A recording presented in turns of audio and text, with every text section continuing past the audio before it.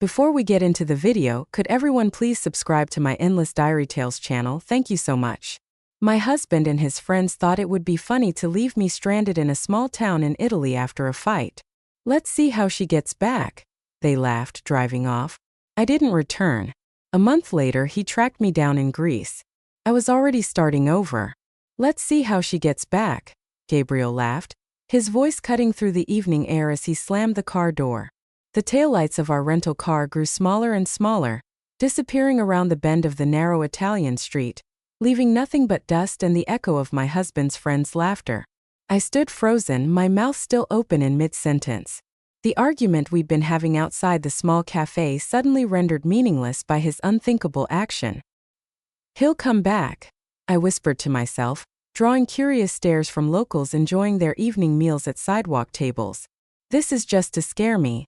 But the knot in my stomach tightened as minutes stretched into an hour, the sky darkening over the unfamiliar town whose name I couldn't even pronounce correctly. Before we begin, I want to take a moment to thank each of you for being part of this journey. If you're drawn to stories of women who find strength in unexpected places after betrayal, consider subscribing. It's completely free and helps support more stories of resilience and rebirth. Now, let's witness how one abandoned woman turned an act of cruelty into the beginning of her freedom. When I begged Gabriel not to drink so much at lunch, I never imagined it would escalate this far. His friends, college buddies celebrating their annual guys' reunion that I'd been reluctantly invited to join, had egged him on. When I suggested we head back to our hotel, "She's always controlling you, man," Pete had said, ordering another round. When I stood up to leave, Gabriel had followed me outside. His words slurred but his anger precise. The fight turned ugly fast, with years of resentments bubbling to the surface on both sides. "Your purse has your passport, right?" He'd sneered before climbing into the driver's seat. "Then you'll figure it out. You're so smart, always telling me what to do." Night fell completely as reality sank in. The charming Italian town that had seemed so picturesque by day now felt threatening. I counted my cash. €80, $37. Not enough for a flight home, barely enough for a night's lodging. My credit cards were in Gabriel's wallet. He'd offered to carry them earlier when my small purse had been too full. I found the cheapest pension I could. A dingy room above a bakery with a narrow bed and a sink in the corner. The elderly woman who showed me to the room spoke no English but seemed to understand my situation, patting my arm sympathetically. "He blocked me," I whispered to myself in disbelief, staring at my phone. 27 calls to Gabriel, all sent straight to voicemail. Text messages delivered but unanswered.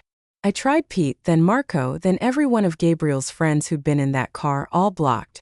A shudder ran through me as I realized this hadn't been a momentary impulse, but a calculated humiliation. Sleep came in broken fragments, interrupted by hopeful checks of my phone and renewed panic.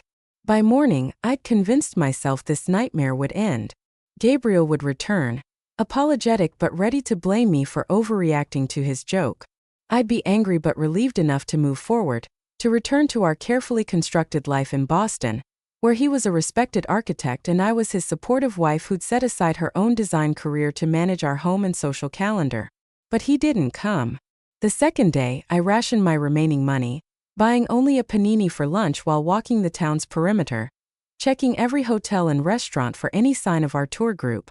By evening, I realized they'd continued their planned journey, moving on to Florence without me.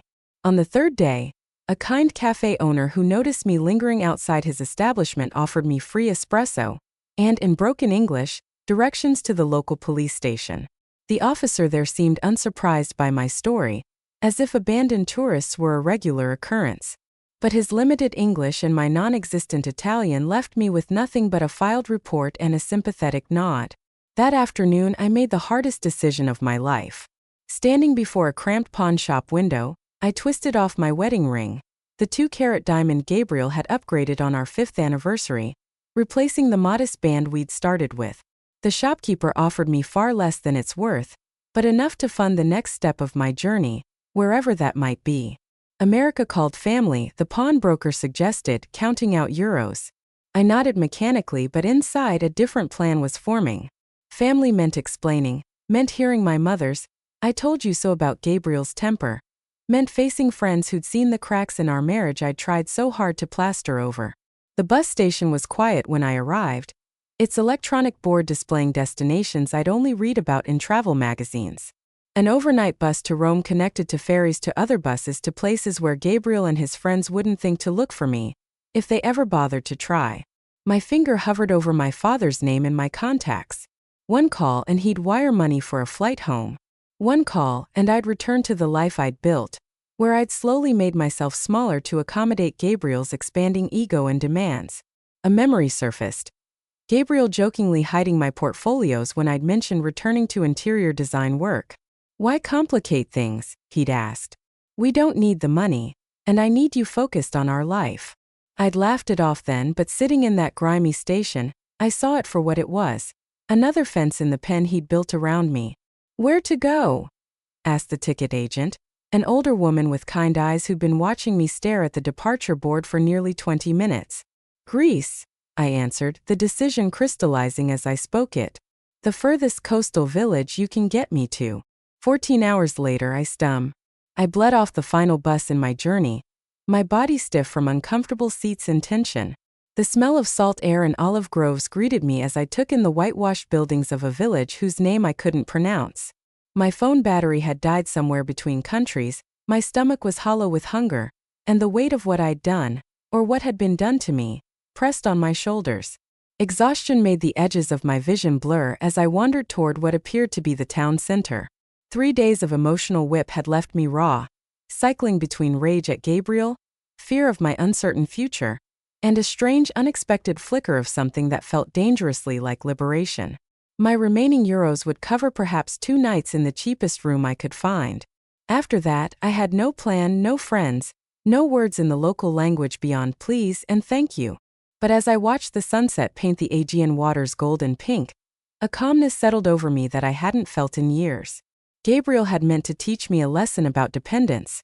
Instead, he'd accidentally set me free. The Greek sun beat down mercilessly as I wandered further from the village, my feet blistered inside impractical sandals meant for sightseeing, not hiking.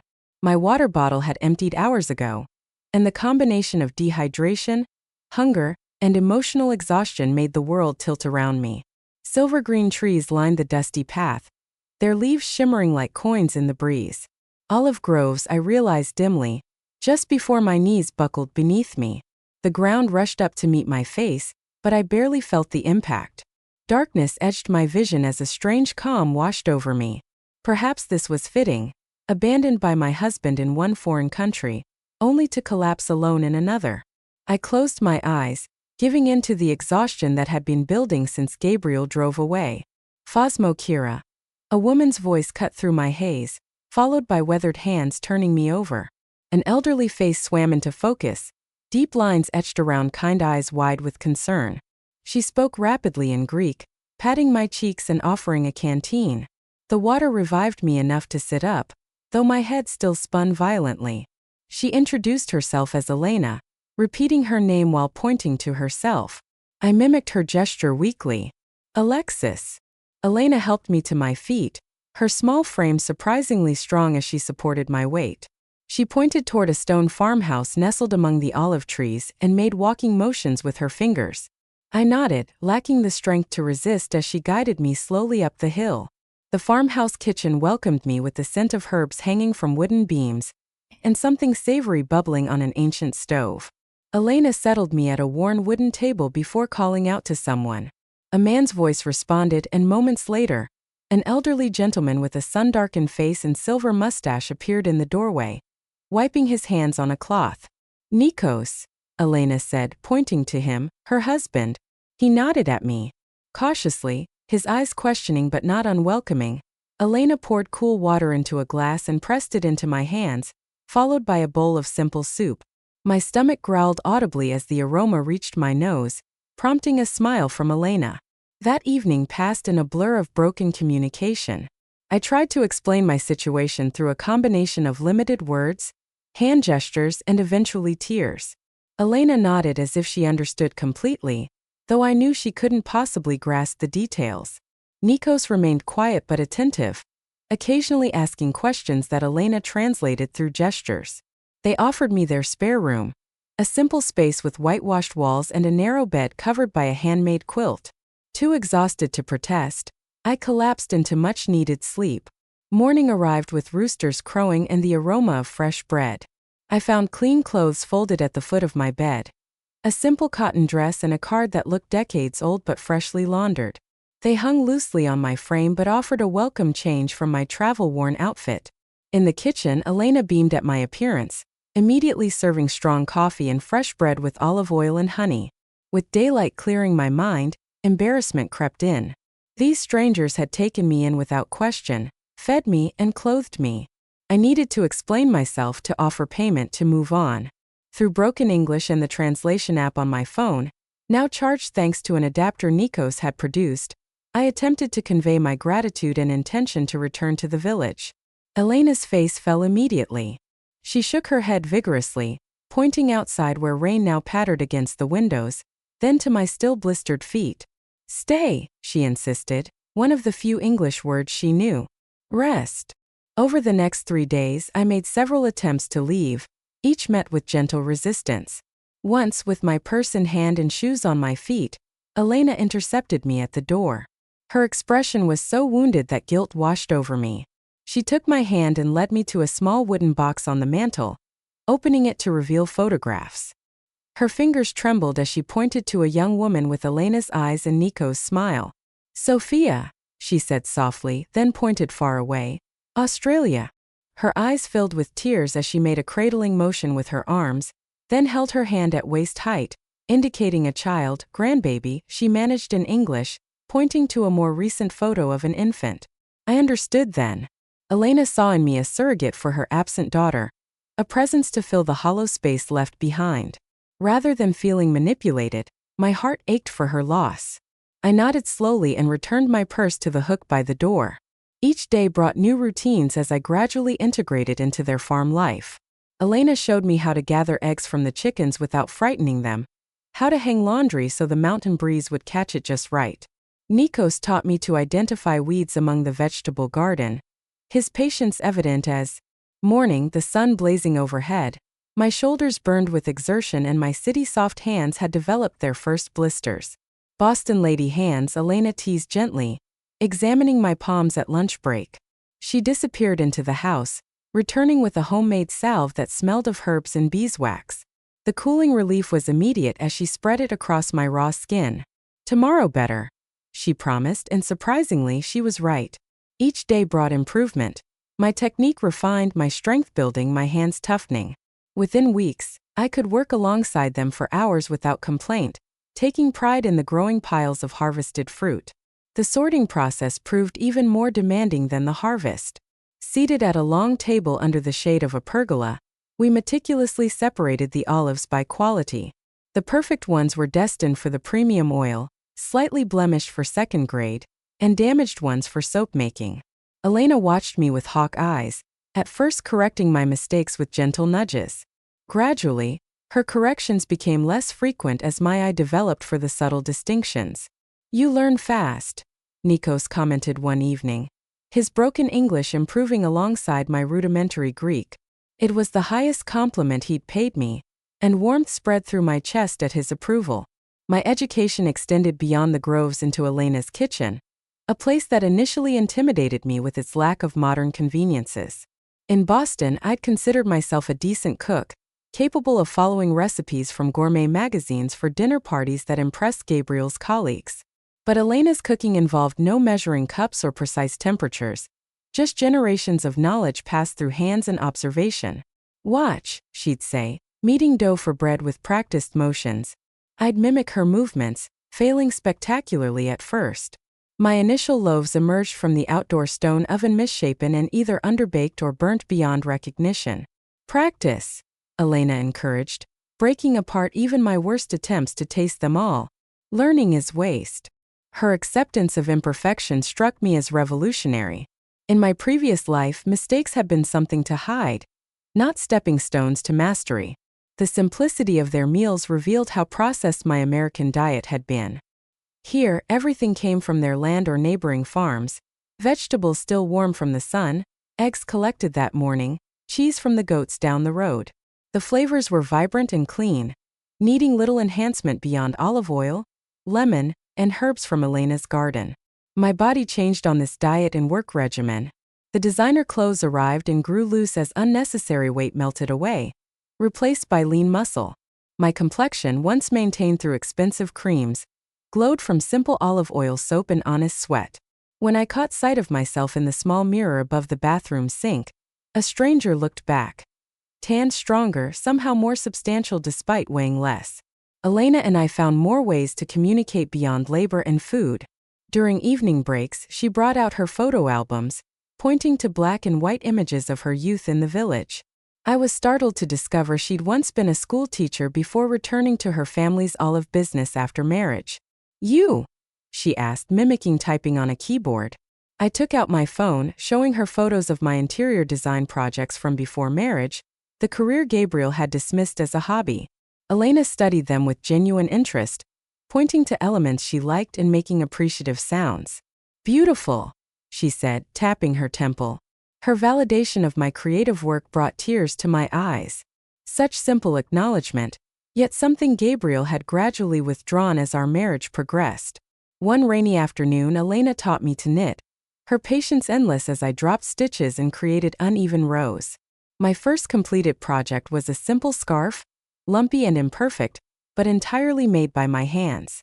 I wrapped it around my neck with more pride than I'd felt wearing the designer cashmere Gabriel had given me for Christmas. Other handmade possessions followed. A clay mug formed under Nico's guidance, a woven basket I learned to make from a neighbor. Each item represented hours of learning and connection, carrying stories that no purchased luxury ever could. My collection grew as my attachment to material perfection diminished. After 3 months of working without compensation beyond room and board, Elena approached me one morning with Nico at her side. They led me to the small building where they pressed and bottled their olive oil, showing me the modest inventory they produced from our harvest. "Market day," Elena announced, pointing to the calendar. The village market bustled with activity, farmers and artisans displaying their goods while locals and the occasional tourist browsed among the stalls. Elena and Nico set up their simple table, arranging bottles of golden green oil alongside olive soap and jars of preserved olives. To my surprise, they positioned me at the front of the table, encouraging me to speak with customers. My broken Greek and their limited English created moments of confusion and laughter, but sales steadily accumulated throughout the day. As the market closed, Elena handed me an envelope containing euros. "Your part," she said simply. "Fair work, fair pay." I stared at the modest sum, perhaps enough for a single meal at the restaurants Gabriel and I had frequented. Yet this money represented something I hadn't possessed in years. Independence earned through my own labor. No strings attached, no subtle expectations of gratitude or compliance, just fair compensation for honest work. That night, I placed the envelope under my pillow, occasionally reaching to touch it as if to confirm its reality. In our decade of marriage, Gabriel had gradually taken control of our finances to simplify things, leaving me with credit cards linked to accounts he monitored. This small stack of euros represented the first step toward rebuilding a life that belonged fully to me. As I drifted toward sleep, I realized I hadn't thought about Gabriel at all during market day. My mind was too occupied with Greek phrases for transactions and pride in our products. The space he'd occupied in my thoughts had shrunk, replaced by olive groves, kitchen lessons, and the growing certainty that I was capable of far more than he had ever allowed me to believe. The following week, Elena and Nikos invited me to join them for dinner at the taverna in the village square. A first since my arrival. Dressed in a borrowed blouse from Elena, I felt a nervous flutter as we entered the bustling establishment. The owner, Stavus, greeted the couple with enthusiastic embraces before turning curious eyes to me. "Our American," Elena said proudly in Greek, a phrase I'd learned to recognize. Stavus smiled warmly, ushering us to what was clearly their regular table. Over plates of grilled fish and village wine, Nikos cleared his throat and spoke in careful English. "Alexis, we want to talk business with you." His seriousness caught me off guard. Had I made some mistake? Was it time for me to move on? Elena reached across the table, patting my hand reassuringly before continuing where her husband left off. "We're old now, 68, 70 years. She pointed between herself and Nikos. "No children." Here, Sophia not coming back. Nikos nodded solemnly. We think retire soon, 2-3 years. But olive trees, he made a sweeping gesture. 200 years old need young hands. My breath caught as I began to understand. Elena smiled, her eyes crinkling at the corners. You learn fast, work hard. We teach everything. Then she spread her hands as if offering something. Business yours. The proposition stunned me. They barely knew me, a foreigner who'd stumbled into their lives just months ago. Yet here they were offering a future I hadn't dared imagine. But I don't know enough, I stammered. The trees, the pressing, the business side. You learn, Nick said firmly. We teach. No rus. That night marked the beginning of my true apprenticeship. No longer just an extra pair of hands, I became heir to generations of knowledge. Each morning, Nikos took me through different sections of their groves, explaining how soil variations affected flavor profiles, how to identify early signs of disease, and when precisely to harvest each section for optimal oil quality. Elena focused on teaching me the business records, a combination of handwritten ledgers and basic computer spreadsheets their grandson had set up during a holiday visit years ago. Her method of tracking expenses and income was functional but outdated. Seeing an opportunity to contribute beyond physical labor, I spent evenings updating their systems, creating digital records that made inventory and sales tracking simpler. Look, I showed Elena one night, demonstrating how to filter the spreadsheet to show which oil varieties sold best at which markets. Her eyes widened as patterns emerged. The numbers smart, she nodded approvingly. Boston lady, brain good for business. With their blessing, I began implementing small marketing improvements. Our hand-labeled bottles received updated tags with information about flavor profiles and food pairings, knowledge I'd gleaned from countless cooking lessons. With Elena, I created a simple brochure about their traditional methods, answering the questions tourists frequently asked at our market stand. My improving Greek helped forge connections beyond Elena and Nico's immediate circle. The pharmacist who provided Elena's blood pressure medication began stopping by our market stall for conversations that extended beyond transactions. The baker's wife invited me to join her weekly coffee gathering with other village women, an intimidating but invaluable immersion in local language and customs. Stavros from the taverna became an unexpected ally when he began featuring our premium oil as a table offering, placing small cards with our new labels prominently on each table. Good for you, good for me, he explained with a wink when I thanked him. Word spread, and soon 2 other restaurants in neighboring towns contacted us about supplying their establishments. 6 months into my new life, I attended the baptism of the butcher's granddaughter, my first formal village celebration. Standing in the back of the small church, I watched the community ritual with a lump in my throat. The elderly priest noticed my presence and made a point of greeting me afterward, switching to halting English learned during seminary in Athens. You bring new life to Old Grove, he said, his rheumy eyes twinkling. Good for village. Young people leave for Athens for America. Village needs new blood. His acceptance seemed to remove the last barrier.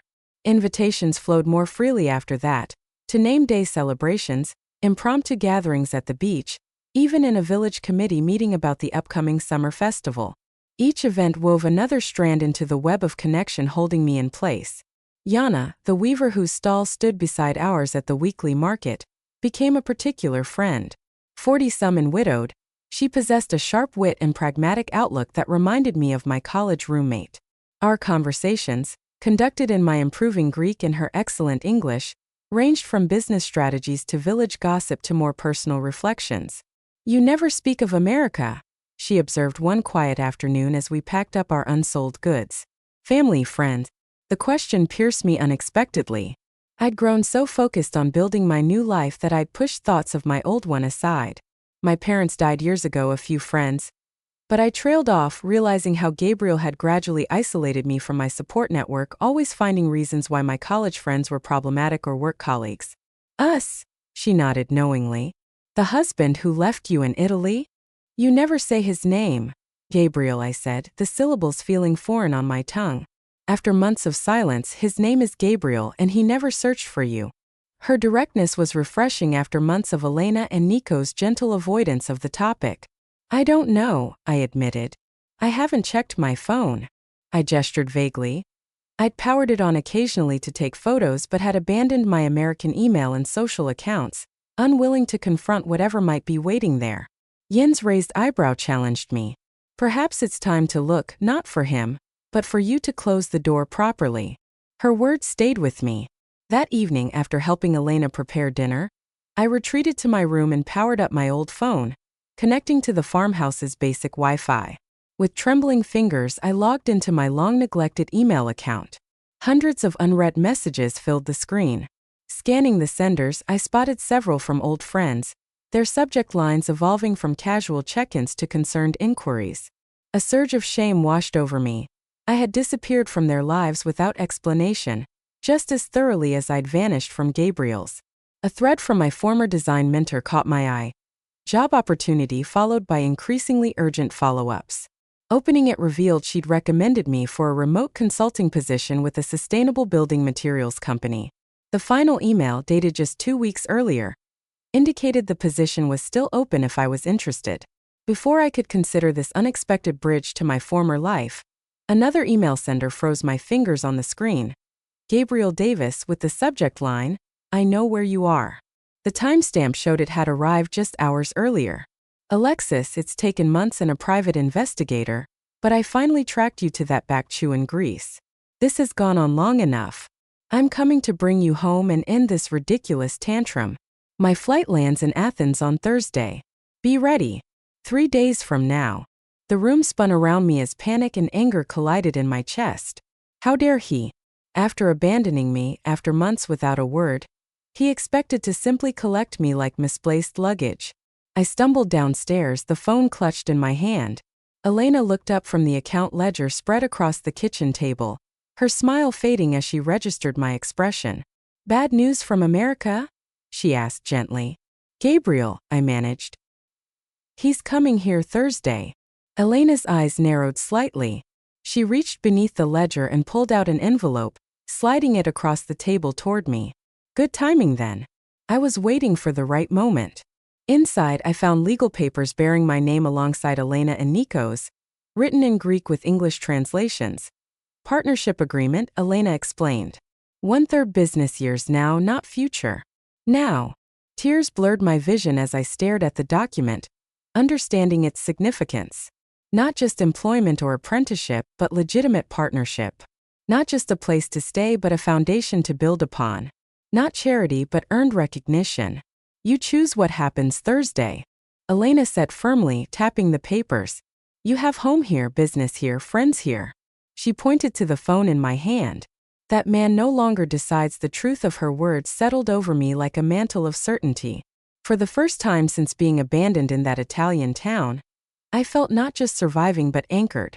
Gabriel was coming, but he would find a very different woman than the one he'd left behind. The following days passed in a blur of preparation, not the kind Gabriel would expect. No packing of bags or tearful goodbyes, but emotional fortification. I visited Katerina, the village's only lawyer, who helped me draft divorce papers in both Greek and English. I contacted my old design mentor, tentatively accepting the remote consulting opportunity. I even wrote emails to friends I'd left behind, offering brief explanations without apologies. Thursday arrived with a perfect Greek summer sky, cloudless and bright. I was in the processing shed, testing olive oil samples with Nikos when the unfamiliar sound of a rental car engine broke the afternoon quiet.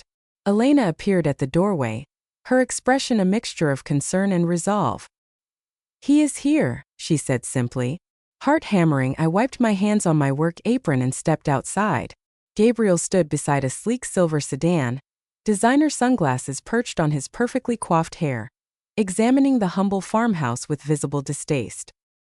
He wore the casual but expensive travel outfit I recognized from countless business trips, tailored chinos and a button-down that probably cost more than a week's profit from our olive oil. He didn't notice me at first, giving me precious seconds to steady myself.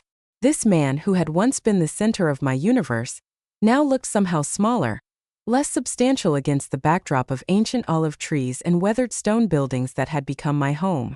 "Gabriel," I called, my voice calmer than expected. He turned, and the shock that registered on his face was almost comical. His eyes traveled from my work boots to my sun-browned arms, lingering on my unstyled hair pulled back in a simple chignon. I watched recognition battle with disbelief across his features. My God, Alexis, what happened to you? The familiar disapproving tone that once would have sent me scrambling to fix whatever he found lacking now merely washed over me like a wave against rock. Life happened, I replied, taking measured steps toward him. What are you doing here?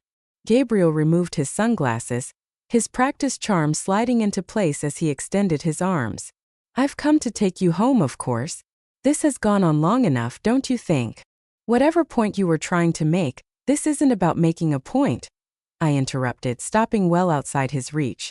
This is about making a life. His smile faltered. Behind me, I heard the quiet shuffling of Elena and Nikos emerging from the house. Though they couldn't understand our words, they positioned themselves within view. Silent guardians ready to intervene if needed. I noticed his expression hardening. Are these the people you've been staying with? Have they been holding you here? Because if so, they've been teaching me. I cut in about Ali, forming about community, about kindness without conditions. I gestured toward the groves surrounding us. I'm part owner now. I have a business here. Disbelief crossed his face, followed quickly by the condescension I knew all too well. A business? Alexis, be serious. You're a designer, not a farmer. This is what? Some eat, pray, love phase? After our fight, I admit I shouldn't have left you in Italy. It was a stupid drunken mistake. I've apologized. Now it's time to come home. You've apologized? I echoed. When? In what universe does tracking me down and demanding I return count as an apology? His jaw tightened, the charm evaporating. Fine. I'm sorry I left you in Italy. It was immature and wrong. Is that what you want to hear? Can we move past this now? Why did you even look for me, Gabriel? It's been months. Why now? He shifted uncomfortably, glancing at the elderly couple watching us intently. Can we discuss this privately in the car, perhaps? They don't speak English, and I have nothing to hide from them. Why now? His shoulders slumped slightly. Your parents have been calling friends, asking questions at events, clients wondering why you're not at the house when they visit. It looks. He trailed off. Bad for your image? I finished for him. It damaged your reputation. Our reputation, he corrected sharply. Our life together, the one we built over 10 years of marriage. The one you built, I countered. The one where I gradually became nothing more than an accessory to your success. Tell me, Gabriel, did you even notice how unhappy I was before Italy? Did you care? His expression darkened. We had a good life, Alexis. A beautiful home, financial security, respect in the community. What more could you possibly want? Purpose, connection, agency over my own choices. I gestured to the small stone house behind me. I found all three here in a place you dismiss as primitive and backward. This isn't you, he insisted, desperation edging into his voice. The Alexis I know wouldn't choose manual labor and poverty over comfort and position. I smiled, recognizing the fundamental truth in his statement. You're right. The Alexis you knew wouldn't have. But that woman died in Italy when her husband abandoned her as a joke. The woman standing before you made different choices. Elena approached then, pressing something into my hand, the partnership agreement we'd signed. Though she couldn't follow our words, she'd sensed the moment had come. I unfolded the document and held it toward Gabriel. I have legal ties here now. A business partnership, responsibilities to people who value me for my contributions, not my appearance or social connections. His face flushed with anger. This is ridiculous. Whatever game you're playing. It's not a game, I said, reaching into my pocket for the envelope Katerina had prepared. These are divorce papers Gabriel already filed with provisions for. He stared at the envelope as if it might burn him. You can't be serious. You'd throw away everything for this. He gestured dismissively at the modest farm. I'm not throwing away anything. I'm choosing something better, something real. I stepped forward, placing the envelope in his rigid hand. You left me, Gabriel. You drove away laughing. You just never expected I'd find my way without you. His fingers closed reflexively around the papers, his expression cycling through shock, anger, and finally wounded pride. You'll regret this, he said, But the threat sounded hollow even to his own ears. When the novelty wears off and you're still hauling olives in the hot sun at 60, you'll remember what you gave up. Maybe, I conceded. But I'd rather risk regret from choices I made than live with the certainty of regret from choices made for me. Nick stepped forward, placing a weathered hand on my shoulder. Though he couldn't understand our exchange, he recognized the conclusion in our body language. He said something in Greek to Gabriel, his tone firm but not unkind. What did he say? Gabriel asked, his voice smaller now. He said the road back to Athens is dangerous after dark. You should leave now to reach the city before nightfall. Gabriel looked between us, finally registering that this wasn't a negotiation or a rescue. Without another word, he returned to his rental car, the divorce papers clutched in his hand as the vehicle disappeared down the dirt road. Elena slipped her hand into mine. Together, the three of us turned toward the house, my house now too. The evening's work awaited. Oil samples to catalog, dinner to prepare, tomorrow's market inventory to check. My husband had once abandoned me in a foreign country, assuming I'd be helpless without him, assuming I'd come crawling back once I'd learned my lesson. Instead, I'd found fertile ground to plant new roots, stronger and deeper than he could have imagined. Sometimes the cruel actions yield the greatest gifts. Trying to break me, Gabriel had accidentally set me free.